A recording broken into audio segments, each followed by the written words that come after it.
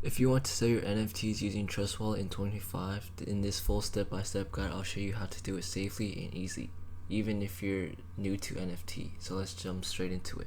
First, open your Trust Wallet and make sure NFT is visible under the NFT tabs. If it's not showing, double check the network and add the correct NFT contract manually. Trust Wallet doesn't let you sell NFTs directly inside the app, so you need to use a connected marketplace like OpenSea for Ethereum or Tofu NFT or Magic Eden or the blockchains.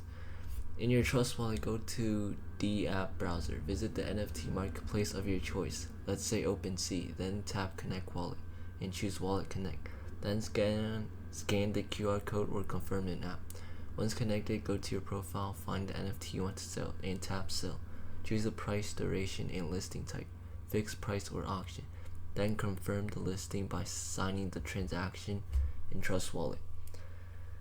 After confirmation, your NFT will be listed and visible to buyers. You can monitor offers, change price, or cancel the listing anytime through the marketplace.